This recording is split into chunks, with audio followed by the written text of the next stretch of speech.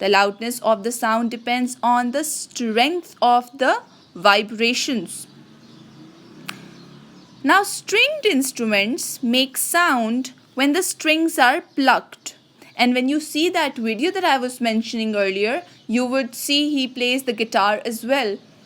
So, guitar and things like that, they make sound when the strings are plucked. So I'm reading again. Stringed instruments make sound when strings are plucked or when a bow is rubbed across the strings.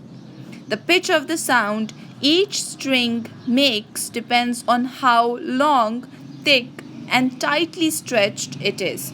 So it all depends. You might have seen people playing guitars. They are, controlling the strings with their fingers, right?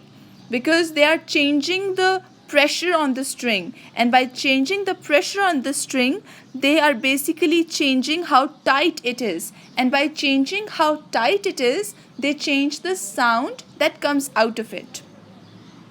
The short, thin and tight strings make faster vibration, and what will happen when the vibration is faster? The sound will be higher, so the sound they make have higher pitches. So this was all that we were going to read in today's lesson, and the points that we take away are: number 1, sound comes out when matter vibrates, right? When it vibrates more, the sound is higher, and when it vibrates less, the sound is lower. And the higher it is, the higher the pitch is, and the lower it is, the lower the pitch is. The second point we learned today is if vibration is high or fast, the pitch will be high, as we just discussed. And if the vibration is little, the pitch would be lower. Then we took the example of drums, that if we beat the drums with force, the vibration would be high, it would be more, and the sound that it produces would also be high.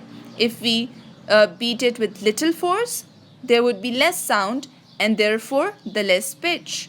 And then we took the example of stringed instruments. So I hope everything is clear, but if it's not, you can ask me on the WhatsApp group.